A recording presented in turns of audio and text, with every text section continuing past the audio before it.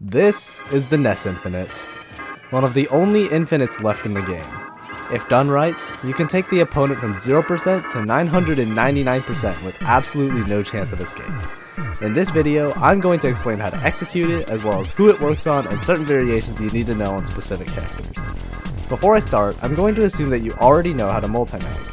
If you do not, I recommend watching Ruski Nerd's guide on it and practicing it until you feel comfortable with the technique before you attempt this. Without further ado, let's begin. The most common way to start the infinite is landing a multi-mag. PK Fire is by far the easiest way to lead into them, but you can also multi-mag after landing a forward air, down air, up air, or even just raw double jump magnet in neutral. Once you land your setup, continue the multi-mags to the end of the stage. Once you get there, you need to dash forwards for a bit and then perform a footstool.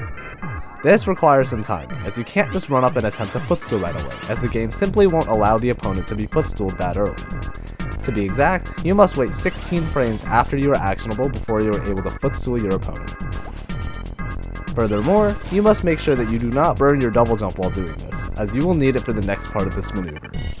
Because of this, it's important that you do not mash your jump button when going for this, but rather timing the footstool input after a short hop. This varies in difficulty depending on character, but I'll go into that later. Once you get the grounded footstool, you'll need to follow this up with a double jump cancel to be reverse magnet. It's really important that you perform the double jump cancel as soon as possible to minimize the distance you need to travel, and you also need to get good initial momentum on the magnet so that both hits of magnet connect. After this, perform a multi-mag and repeat it all again. If you do this all correctly, the opponent will have 0 frames to act the whole time, and you can keep this going as long as your execution allows you to, or as long as your tournament allows you to. You could also start the infinite by landing a footstool in neutral, which is feasible to do out of shield on a poorly spaced aerial. In this scenario, you just need to perform the double jump cancelled B reverse magnet after the footstool and proceed with the infinite as normal. Now let's talk about who this doesn't work on. For starters, there are 6 characters who are outright impossible to multi-mag: Kirby, Puff, Rosa, Pichu, Olimar, and Sora. It goes without saying that this makes the infinite impossible to perform on these characters. Them aside, I mentioned earlier that the footstool varies in difficulty based on who you're trying to infinite, and this is based on weight, gravity, and height. The heavier a character is, the harder it is to footstool them due to lower frame advantage, with Bowser, DK, K-Rool, and DDD being straight up impossible to footstool after multi-mags. Additionally, super floaty characters don't get hit by both hits of magnet after the footstool. These characters include Peach, Ices, Zelda, Squirtle, Game & Watch, and Meta Knights. And on top of all this, Steve, Samus, Ike, Falcon, Rob, Plant, and Sephiroth without one winged angel all can't be multi-mag after the footstool to be reverse multi-mag sequence. This is due to their height forcing Ness to land too late to start up a multi-mag in time. While Steve and Sephiroth aren't particularly tall, multi-magging them requires a delay after short hopping, which their heights doesn't give you time for. However, you can use footstool into frame 2 double jump cancel turnaround fire into multi-mag into footstool on these characters. This loop can still lead to a kill if executed well, but it's not technically an infinite, and this is way harder to do than the normal infinite due to the PK Fire being frame persistent. Anyone that I didn't mention can be infinited, but again, the difficulty varies based on height, weight, and gravity. Kazuya, Incineroar, Charizard, and Ganondorf are a special case. To infinite them, you need to do the triple hit variation, which involves delaying your double jump a bit after the footstool, then going for 3 hits of magnet into a multi-mag.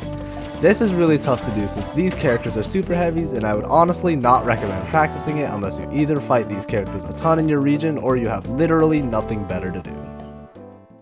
Now I'm going to go over 2 different ways to practice the infinite effectively, one with training mod pack and one without. If you have training mod pack, start by trying this on Fox, as he is the most lenient character to infinite. Be sure to enable the footstool mash trigger and have the CPU buffer air dodge or shield, with no SDI. Once you get this down, move on to heavier fast followers like Joker and Mega Man, as they are slightly harder to get the footstool on. Finally, try the infinite on characters like Yoshi and Wario, who are not easy to multi-mag and have a reduced footstool window due to their weights. If you don't have training mod pack, you're going to need to set the CPU to either F smash or neutral B. This will make it so that the CPU will force you to phantom footstool if you are too slow with the input, however it is not perfect. does not buffer the option right away, so there is leniency given in this training method that you otherwise would not have in a match. Because of this, I recommend practicing on heavier characters like Yoshi and Wario to start, to compensate for the extra leniency so that you get a more realistic feel for the footstool time. Once you get the hang of it, try it on Terry, as he is taller than the other two and is harder to footstool as a result.